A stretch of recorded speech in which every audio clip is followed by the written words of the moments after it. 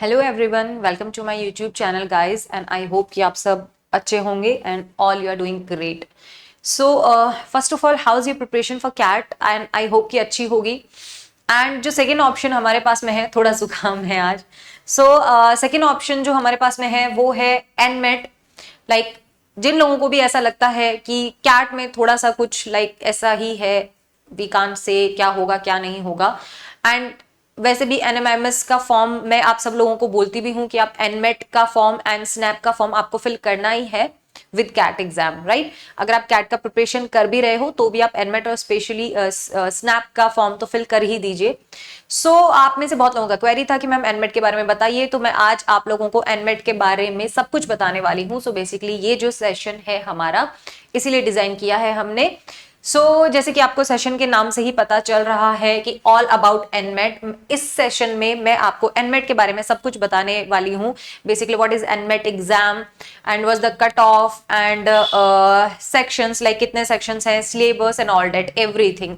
और जो एक एवरेज पैकेज है वो क्या रहता है एंड ऑल दैट, सारी क्वेरीज जो है वो आपके इस सेशन में कंप्लीट होने वाले हैं। तो चलिए स्टार्ट करते हैं बिना किसी देरी के सेशन को।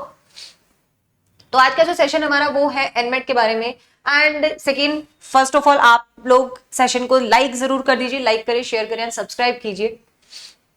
And these are my social media handle. तो फर्स्ट ऑफ ऑल इंपॉर्टेंट है आपके लिए यहाँ पर टेलीग्राम आईडी। सो बेसिकली इस टेलीग्राम आईडी में इंग्लिश बाय सुमन शेखावत, ये टेलीग्राम आप टेलीग्राम पे जाके भी अगर सर्च करेंगे तो डेफिनेटली आपको मिल जाएगा। तो आप लोग जाइए टेलीग्राम पे एंड इसको ज्वाइन कर लीजिए सो दैट आपको सारे के सारे अपडेट्स जो हैं and practice material and all that सब कुछ आपको इस टेलीग्राम आईडी पर मिल जाता है। चलिए आगे बढ़ते हैं, स्टार्ट करते हैं हम हमारा सेशन एनमेट के regarding. NMAT and NMIMS admission notification out हो चुका है और मोस्ट इंपॉर्टेंट इंफॉर्मेशन जो है वो आज के इस सेशन में हम लोग डिस्कस करने वाले हैं रिगार्डिंग एनमेट। जो भी आपके इंपॉर्टेंट क्वेरीज रहते हैं रिगार्डिंग एनमेट सबके सब आपके इसमें क्लियर हो जाएंगे। और अगर उसके बाद भी कोई क्वेरीज रह जाता है, आपको ऐसा लगता है कि मुझे और भी कुछ जानना था, तो आप कमेंट सेक्शन में मुझे कमेंट करके बताइए और डेफिनेटली ये भी बताइए कि ये सेशन आपके लिए कितना हेल्पफुल रहा और आपको कितना पसंद आया। चलिए स्टार्ट करते हैं हम इंपॉर्टेंट डेट्स के साथ में। First of all this is the most important information. I think important dates जो हैं वो क्या है। अगर हम बात करें एप्लीकेशन स्टार्ट डेट जो है वो बेसिकली स्टार्ट हो चुका है ऑलरेडी, 1 अगस्त से स्टार्ट हो चुका है इसका, 1 अगस्त से 22। एंड एप्लीकेशन एंड डेट जो है वो है आपका 31 अक्टूबर। इट मींस बहुत पास में है। अगर आप लोगों ने फिल कर लिया है तो वेल एंड गुड है, अगर नहीं किया है तो गाइज अभी भी आप लोगों के पास में एनएमएमएस का एनमेट का फॉर्म फिल करने के लिए आपके पास में अभी भी टाइम है, तो आप लोग फिल कर सकते हैं। अब अगर बात करें हम सेकंड स्टेज सिलेक्शन प्रोसेस की, मेरिट लिस्ट की और पेमेंट डेट्स की, तो वो अभी भी डिक्लेयर हो जाएंगे। बाकी क्या क्या पेमेंट करना है वो मैं आपको बता दूंगी। तो आगे देखते हैं, आगे बढ़ते हैं। The schedule and the application charges जो है, बेसिकली स्केड्यूल इसका क्या है एनमेट का, और जो एप्लीकेशन चार्जेस हैं यानी कि कितना आपका फीस जो है वो आपको पे करना पड़ेगा। ये बहुत आप लोगों का क्वेश्चन आता है कि मैम कितना फी पे करना पड़ेगा, हमें कितना फी लगता है। तो ये चलिए हम डिस्कस कर लेते हैं। तो बेसिकली एनएमएमएस एप्लीकेशन आपका 1 अगस्त से स्टार्ट हो चुका है, 31 अक्टूबर जो है वो इसका लास्ट डेट है। और बात आती है अगर रजिस्ट्रेशन चार्जेस की, रजिस्ट्रेशन फीस की, तो वो है आपका 2600 जो है वो आपका इसका फीस है, प्लस आपका एप्लीकेशन टैक्सेस जो है वो होगा। और फॉर्म जो है आपका ऑनलाइन ही फिल होगा, ऐसा कुछ नहीं है कि आप कहीं जाके भी, आप अगर कहीं किसी साइबर कैफे में जाके ऑनलाइन ही आपको फिल कराना पड़ेगा। तो इसका मोड जो है वो ऑनलाइन ही है ओनली। एनएमआईएमएस जो है एक्सेप्ट करता है आपका score of the first NMAT examination. जो आपका फर्स्ट, जो मैं आपको बोलती भी हूँ, आप बोलते हो ना कि मैम 3 अटेम्प्ट्स हैं, उसमें से कौन कौन से अटेम्प्ट्स हम चूज करें। गाइज आपको फर्स्ट अटेम्प्ट तो डेफिनेटली चूज करना ही चाहिए, क्योंकि एनएमआईएमएस जो है वो फर्स्ट अटेम्प्ट को कंसीडर करता है। तो आपको फर्स्ट अटेम्प्ट तो देना ही है, जो कि बहुत ही नजदीक है। तो उसका सिलेबस भी जो है आपका इस यूट्यूब चैनल पे, मेरे यूट्यूब चैनल पे डेफिनेटली कंप्लीट हो जाएगा। ऐसा आपको कहीं और से कुछ करने की नीड पड़ेगी नहीं, कंप्लीट सिलेबस हो जाएगा। तो कनेक्टेड रहिए। नेक्स्ट हम आ जाते हैं अगर एनएमआईएमएस मुंबई, अगर हम इनके प्रोग्राम्स की बात करें, एलिजिबिलिटी क्राइटेरिया की अगर हम देखें, तो NMIMS Mumbai, Bengaluru and Hyderabad, Navi Mumbai, Indore and MBA HR Mumbai. अगर हम इन सब की बात करें तो इनका एलिजिबिलिटी जो क्राइटेरिया है कि यस आपके पास में इतना तो होना ही चाहिए, वो है आपका किसी भी रिकॉग्नाइज्ड जो यूनिवर्सिटी है एटलीस्ट वहां से बैचलर डिग्री में आपका 50% मिनिमम होना ही चाहिए। आई थिंक इतना तो हो ही जाता है ना, ग्रेजुएशन में एटलीस्ट आपको जो है वो चाहिए, मिनिमम मार्क्स जो है वो है 50%, तो एग्रीगेट आपके 50% मार्क्स जो है वो आने चाहिए एग्रीगेट किसी भी रिकॉग्नाइज्ड यूनिवर्सिटी से। तो आपका ग्रेजुएशन में एटलीस्ट 50% होना चाहिए और उतना आई थिंक हो भी जाता है हमारा, राइट। चलिए तो अब हम आगे बढ़ जाते हैं, आगे देखते हैं और क्या है। अब अगर हम देखें यहाँ पे कुछ प्रोग्राम्स कि ये कौन कौन से प्रोग्राम्स हैं एंड इनके नंबर ऑफ सीट्स, जो कि आई थिंक सबसे इंपॉर्टेंट इंफॉर्मेशन होती है कि हर एक प्रोग्राम का, ये आई थिंक बहुत लोगों का रहता भी है कि उन्हें जानना होता है किस प्रोग्राम का कितना सीट्स है कौन से कैंपस में। तो चलिए देखते हैं, ये भी एक इंपॉर्टेंट इंफॉर्मेशन है। ओके सो अगर हम बात करते हैं एमबीए प्रोग्राम की, finance marketing and operations and decision science की, तो बेसिकली इस प्रोग्राम का जो कि कैंपस है इसका मुंबई कैंपस की बता रही हूं मैं आपको। मुंबई कैंपस का जो नंबर ऑफ सीट्स है वो आई थिंक सबसे ज्यादा है, आई थिंक आप इसीलिए इसका फर्स्ट अटेम्प्ट जो कि मैंने आपको बताया है कंसिडर किया जाता है। तो 600 सीट्स जो है वो आपकी है किस किस में, finance marketing and operation and decision science में, राइट। अब अगर हम बात करते हैं ह्यूमन रिसोर्स की अगर बात करते हैं तो मुंबई का जो कैंपस है, so basically there is 120 seats for human resource and for business analytics के लिए in Mumbai campus we have 120 seats. और अगर हम बात करते हैं डिजिटल ट्रांसफॉर्मेशन की, so digital transformation Mumbai campus में वी हैव 60 सीट्स। एंड अगर हम बात करते हैं फार्मा मैनेजमेंट की इन ऑल्सो मुंबई कैंपस, तो वी हैव 120 सीट्स। अब आ जाइए आप, अगर हम बात करें एमबीए का जो कैंपस है बेंगलुरु कैंपस में है 240 seats and Hyderabad campus we have 240 seats, Navi Mumbai campus we have 180 seats and in Indore campus we have 120 seats. तो अगर मैं बात करूं आपकी एनएमआईएमएस की, कंप्लीट एनएमआईएमएस की, तो आई थिंक काफी ज्यादा सीट्स हैं आपके पास, बहुत सीट्स हैं, I think 1800, right, 1800 total 1800 seats जो है वो अवेलेबल है। एंड इसमें एक प्लस पॉइंट भी है कि 30% सीट्स जो है, 30% सीट्स जो है एमबीए प्रोग्राम ऑफ एनएमआईएमएस में, एमबीए प्रोग्राम ऑफ एनएमआईएमएस में 30% तो फीमेल कैंडिडेट्स के लिए रिजर्व्ड है, उन्हें ऑफर की जाती है, उनके लिए फिक्स है 30%। तो if you are a female, if you are a girl, तो आई थिंक आपके लिए एक बहुत अच्छा चांस है कि आपको एक अच्छा कैंपस मिल जाएगा जहां से आपका एक बहुत अच्छा पैकेज होगा। पैकेज की हम आगे बात करेंगे ही। तो आई थिंक फॉर मी अगर मैं बताऊं तो if you are a female तो आपको डेफिनेटली एनमेट का फॉर्म जो है वो फिल करना चाहिए। And yes no doubt package तो अच्छा मिलता ही है यहाँ से, और एक अच्छे कैंपस में, एक अच्छे एनवायरनमेंट में भी आप रहेंगे, अपने आप को भी बेसिकली अगर देखा जाए तो ऐसा नहीं है कि आप अगर किसी आईएम में जाते हो या किसी सिम्बॉयसिस में जा रहे हैं, एनएमएमएस में जा रहे हो, so just because of package नहीं, आप एक उस एनवायरनमेंट में भी रहते हैं तो वहां से भी बहुत सी चीजें आप सीख के निकलते हैं वहां से, राइट। तो वो चीजें जरूरी होती है जो आपको लाइफ में आई थिंक काम आती है। चलिए नेक्स्ट अब हम बात कर लेते हैं एमबीए एंट्रेंस एग्जाम में कितने नंबर ऑफ क्वेश्चंस रहते हैं, किस सेक्शन के कितने नंबर ऑफ क्वेश्चंस हैं, एंड टाइम जो है वो मिनिमम आपको इस सेक्शन के लिए इतना देना चाहिए आइडियली। तो अगर हम बात करते हैं फर्स्ट सेक्शन की लैंग्वेज स्किल को हम लैंग्वेज स्किल भी बोल सकते हो, आप वीआर से भी बोल सकते हैं, इंग्लिश भी बोल सकते हो। तो जो लैंग्वेज स्किल है basically we have 36 questions in this section and the minimum time is 28 minute. Now in quantitative aptitude we have 36 questions and the minimum time is 52 minutes में है ये टाइम, ठीक है। लॉजिकल रीजनिंग की अगर मैं बात करूं तो we have 36 questions and 40 minute.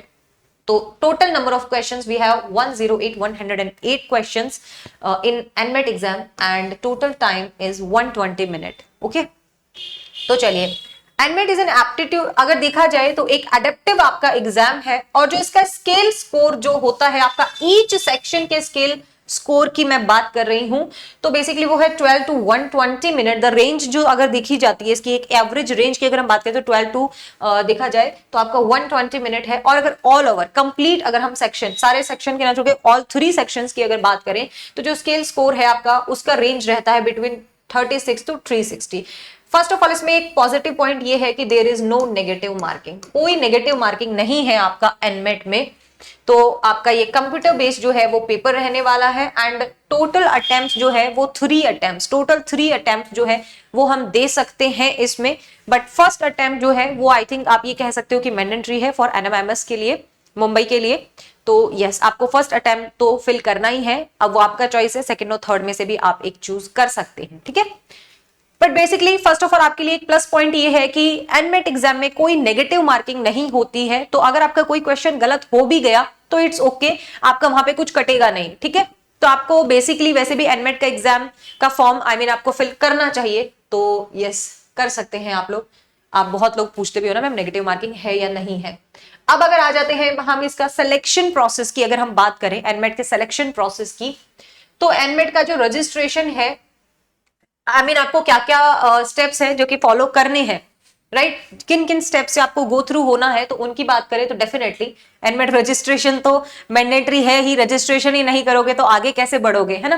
तो रजिस्ट्रेशन जो है वो मैंडेटरी है। फिर सेपरेट फॉर्म ऑफ एनएमआईएमएस का आपको सेपरेट फॉर्म भी फिल करना पड़ेगा, ठीक है। तो वो सेपरेट फॉर्म आपको फिल करना है। उसके बाद short listing on the basis of selection and overall score, जो आपका selection on the basis of selection और उसके बाद जो आपका ओवरऑल स्कोर जो आया है वो डेफिनेटली उसमें कंसिडर किया जाएगा। कॉलेज विल कंडक्ट आपका पर्सनल इंटरव्यू जो है वो कॉलेज के थ्रू आपका होगा। कॉलेज, हर एक कॉलेज का अलग जो है आपका पर्सनल इंटरव्यू रहता है। तो यस, उसके बाद में वो देखा जाएगा एंड अगर आप उसमें भी फाइनल आप हो जाते हो, वो भी आपने बहुत अच्छे से बोलते हैं ना, फाड़ के आए हो बिल्कुल पर्सनल इंटरव्यू, तो उसके बाद में क्या है, फाइनल सिलेक्शन होता है। और फाइनल सिलेक्शन में क्या देखा जाता है, आपके एकेडमिक्स के मार्क्स, जो मैं बता रही थी ना कि एटलीस्ट 50% आपका इन ग्रेजुएशन डिग्री, है ना, फ्रॉम एनी रिकॉग्नाइज्ड यूनिवर्सिटी होना चाहिए। तो वो मैंडेटरी है डेफिनेटली। तो आपका वो भी देखा जाएगा, आपका 10th-12th का मार्क्स देखा जाएगा, सब चीजें देखे जाएंगी, ठीक है। एंड उसके बाद में आपका work experience, if you have, अगर आपके पास में वर्क एक्सपीरियंस है तो वो कंसिडर किया जाएगा, नहीं है तो इट्स ओके। ऐसा नहीं कि फ्रेशर्स कंसिडर नहीं होंगे। एनमेट स्कोर कितना रहा है आपका, एंड जो आपका पर्सनल इंटरव्यू जो हुआ था एटसेट्रा, ये सब चीजें जो है वो आपके फाइनल सिलेक्शन में जो है तब देखी जाती है। अब आप लोग बोलते हो ना कि मैम हम ये वाला मार्कशीट वहां लगा दे, वो वाला मार्कशीट लगा दे, नहीं, आपको फॉर्म फिल करते टाइम ऐसा कोई जरूरी नहीं है ना। बट जब आपका फाइनल सिलेक्शन हो जाएगा तब ये सब चीजें इंपॉर्टेंट है, तब डेफिनेटली कंसिडर की जाएंगी। अब आ जाते हैं इंपॉर्टेंट डॉक्यूमेंट्स पे, राइट। अब हम आ जाते हैं इंपॉर्टेंट डॉक्यूमेंट्स पे। तो चलिए देखते हैं जो भी इंपॉर्टेंट डॉक्यूमेंट्स है क्या चाहिए हमें। 10th का मार्कशीट जो है, जो भी आपका पासिंग सर्टिफिकेट है, 10th का मार्कशीट एंड जो आपका पासिंग सर्टिफिकेट है, डेफिनेटली 12th का मार्कशीट भी चाहिए हमें। 10th-12th का आपके पास में मार्कशीट होना चाहिए, ये डेफिनेटली मैंडेटरी है एंड ये हर एग्जाम में जरूरी होता है। सच मुझे लगता नहीं है कि हमें अलग से कुछ जानने की जरूरत है कि 10th-12th का मार्कशीट चाहिए या नहीं चाहिए। फिर आ जाइए आपका डिग्री मार्कशीट, आपने जो भी डिग्री किया है, अगर आपने नॉर्मल ग्रेजुएशन किया है तो 3 इयर्स का होता है, अगर आपने ग्रेजुएशन में भी ऑनर्स किया है तो वो 4 इयर्स का होता है। If you are a BTech student तो आपका वो 4 इयर्स का होगा। तो जो भी है वो आपका वो डिग्री चाहिएगा, ठीक है। And separately for each semester के लिए, ट्राइमेस्टर के लिए जो भी आपका रहता है तो वो इंपॉर्टेंट है। डिग्री सर्टिफिकेट जो है, डिग्री सर्टिफिकेट भी यहाँ पर इंपॉर्टेंट है। अरे एक चीज और है यहाँ पर, only if separate marksheet are not issued, अगर सेपरेट मार्कशीट इशू नहीं की गई है बाय द यूनिवर्सिटी या फिर किसी भी इंस्टीट्यूट से जहां से आपने किया है, तो फिर हम उसमें क्या करेंगे, तो वो भी एज सच एक्सेप्ट कर लिया जाता है। वो डिटेल्स वगैरह जो है वो एज सच वो इंपॉर्टेंट है, तो उसका थोड़ा सा ध्यान रखें। वैसे मिल ही जाता है सर्टिफिकेट तो सबके पास, है ना। तो डिग्री सर्टिफिकेट तो एटलीस्ट होता ही है। अगर आप अब तक ग्रेजुएशन कर चुके हैं, अगर आप ऑन गोइंग है, इस बार फाइनल ईयर में है, तो आपका लास्ट जो भी आपने सपोज सेकेंड ईयर किया है या जो भी आपने किया है, तो वो फॉर्म जो है वहां उसमें आप फिल कर दे। और वैसे भी जब तक आपका सिलेक्शन होगा तब तक आपका ग्रेजुएशन कंप्लीट हो जाना चाहिए बस। तो आपका जो मार्कशीट जो आएगा ना, एक ऑल ओवर मार्कशीट और डिग्री आपको परस्यू कर दिया जाता है, तो यस आप वो वहां पर फिल कर सकते हैं। डिग्री नहीं भी है तो मार्कशीट तो डेफिनेटली होगा ही होगा आपके पास में, है ना। तो जब तक फाइनल प्रोसेस होता है उस मोमेंट पे आपके पास में वो मार्कशीट होना चाहिए। और अगर अभी आप ऑन गोइंग है ना, आपका फाइनल ईयर का सपोज ऐसा होता है ना कि एग्जाम बाकी है अभी, मैम हम अभी हमारा फाइनल ईयर हुआ नहीं है, एग्जाम होंगे अब हमारे, तो आपका जो भी लास्ट पासिंग डिग्री है उसको एक बार फिल कर दो फॉर्म में, उसी को फिल कर दो। एग्रीगेट आपको जो लगता है ना कि हाँ ऑन एन एवरेज मेरा इतना मार्क्स आ जाएगा, ऑन एन एवरेज तो हमें पता ही होता है इतना आ जाएगा, तो बस उसको फिल कर दीजिए। एंड जब तक आपका सिलेक्शन प्रोसेस हो, फाइनल सिलेक्शन जब हो, तब तक आपके हाथ में मार्कशीट होना चाहिए, तब होना चाहिए आपके हाथ में मार्कशीट, ठीक है। तो आप उस अकॉर्डिंग फिल कर सकते हैं कि आप एलिजिबल हैं या नहीं, आप चेक कर लीजिए। जब आपका अभी आप जो ऑनगोइंग फाइनल ईयर में हो तो अपने अकॉर्डिंग ऑन एन एवरेज जो भी है आप उसमें फॉर्म में फिल कर सकते हैं, लास्ट ईयर का जो मार्कशीट है उसको फिल कर सकते हैं। एंड जब आप फाइनल सिलेक्शन में जाएं तब आपके पास में मार्कशीट होना चाहिए, क्लियर है, तब वो डेफिनेटली चेक किया जाएगा। प्रोविजनल डिग्री सर्टिफिकेट जो है वो आपके पास में होना चाहिए, या पासिंग सर्टिफिकेट आपके पास में होना चाहिए। अगर आपने पोस्ट ग्रेजुएट किया है तो भैया उसका सर्टिफिकेट या मार्कशीट जो है वो भी आपके पास में होना चाहिए। और जो एक यूनिवर्सिटी इक्विवेलेंस जो होता है वो मैंडेटरी है, ठीक है, किन के लिए, उन कैंडिडेट्स के लिए, for those who have completed their graduation from overseas university. कुछ लोग ऐसे बोलते हैं ना कि मैम मैं अपना यूनिवर्सिटी का मार्कशीट जो है वो वहां पर लगाना चाह रहा हूं, बट प्रॉब्लम क्या आ रहा है ना, ये एक दो बच्चों ने मुझे कॉल भी किया था, मुझसे पूछा भी था, बट प्रॉब्लम ये आ रहा है कि मेरी यूनिवर्सिटी जो है शो ही नहीं कर रही है, वहां पर शो ही नहीं हो रही है आपकी यूनिवर्सिटी। तो अगर शो नहीं हो रही है तो अपने मार्क्स जो है वो आप वहां पर फिल कर दीजिए, और आप जो यूनिवर्सिटी इक्विवेलेंस जो है ना, एक यूनिवर्सिटी इक्विवेलेंस सर्टिफिकेट होता है, आपको वो वहां पे लगाना होगा। फिर जब आप सिलेक्शन प्रोसेस के लिए जाएं तो आपके पास में ये होना चाहिए, यूनिवर्सिटी इक्विवेलेंस। जब आप सिलेक्शन प्रोसेस के लिए जाओगे तो आपके पास में यूनिवर्सिटी इक्विवेलेंस होना चाहिए, ठीक है, तब ये कंसिडर किया जाएगा अगर आपकी यूनिवर्सिटी ओवरसीज यूनिवर्सिटी है तो। Definitely migration certificate is the most important, वो तो आप किसी भी यूनिवर्सिटी में जाओगे तो इंपॉर्टेंट है। एलिजिबिलिटी सर्टिफिकेट जो है इफ रिक्वायर्ड, अगर सपोज कुछ एलिजिबिलिटी रिलेटेड है तो वहां पर रिक्वायरमेंट होती है, ये मैंडेटरी नहीं है। Work experience certificate if you have, अगर आपके पास में वर्क एक्सपीरियंस है तो डेफिनेटली कंसिडर किया जाएगा। मेडिकल फिटनेस एंड मेडिक्लेम जो आपके पॉलिसी है इफ यू हैव, तो आप वो भी लगा सकते हो, ठीक है। तो ये थे कुछ इंपॉर्टेंट डॉक्यूमेंट्स जो कि जिनको लेके कोई आप लोगों के माइंड में इशू होते हैं। अब भी अगर कोई प्रॉब्लम है आपको इसमें तो आप कमेंट सेक्शन में डेफिनेटली मुझसे पूछ सकते हैं, आपको नो डाउट रिप्लाई मिलेगा। अगर अब भी कोई क्वेरी है ना कि लाइक मेरे पास ये डॉक्यूमेंट नहीं है, वो है, जो भी है आपको पूछना है आप पूछ सकते हैं रिगार्डिंग डॉक्यूमेंट्स। चलिए अब आगे आ जाते हैं कैंपस की। अगर हम बात करें तो पैकेज क्या है, किस कैंपस का एवरेज पैकेज जो है वो कितना रहता है। तो अगर हम एवरेज पैकेज की बात करें तो बेंगलुरु का जो पैकेज रहता है वो है 11.80 LPA। हम बात करें हैदराबाद की तो 1.65 यानी कि 1,65,000 LPA जो है वो रहेगा। नवी मुंबई की अगर आप बात करो तो 10.75 LPA रहने वाला है आपका एवरेज पैकेज की मैं बात कर रही हूँ, मिनिमम हाईएस्ट कितना भी होता है। इंदौर की अगर मैं बात करूं तो 10.50 LPA जो है वो आपका एवरेज पैकेज जो है वो रहने वाला है गाइस। तो बेसिकली ये आई थिंक कंप्लीट इंफॉर्मेशन था फॉर एनमेट एग्जाम। अब अगर बात करो आप कंप्लीट सिलेबस की कि क्या है, तो एसएच क्वांट का और डीआई तो है ही नहीं, एलआर है, तो क्वांट है, लॉजिकल रीजनिंग है और वर्बल एबिलिटी है। तो ऐसा इसमें कोई बहुत ज्यादा वो है नहीं, जो आपके अदर मैनेजमेंट एग्जाम के जो भी आपका सिलेबस है वही रहता है। क्वांट में ऐसा जो आपका कैट का सिलेबस था वही यहाँ रहने वाला है। जो आपका अगर थोड़ा सा कुछ चेंजेस होता है तो वो रहता है आपका वर्बल एबिलिटी के लिए। तो complete verbal ability and logical reasoning जो है वो मैं आपको अपने इस यूट्यूब चैनल पर डेफिनेटली कराने वाली हूँ, एंड आपको ऐसा वीडियोस मिल ही जाएंगे।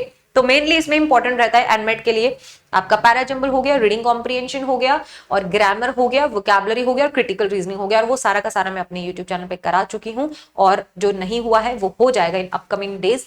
तो आप लोग जो है कनेक्टेड रहें एंड वीडियो को लाइक जरूर कर दें अगर आपको अच्छा लगा हो, और शेयर करें ताकि बाकी लोगों की भी हेल्प हो पाए, एंड सब्सक्राइब जरूर करें चैनल को। एंड अगर कोई क्वेरी हो तो आप कमेंट सेक्शन में मुझसे पूछ सकते हैं, एंड मुझे अगर आपको और किसी चीज पे वीडियो चाहिए तो आप कमेंट करके मुझे बता सकते हैं, डेफिनेटली आपको वीडियो मिलेगा उस पर।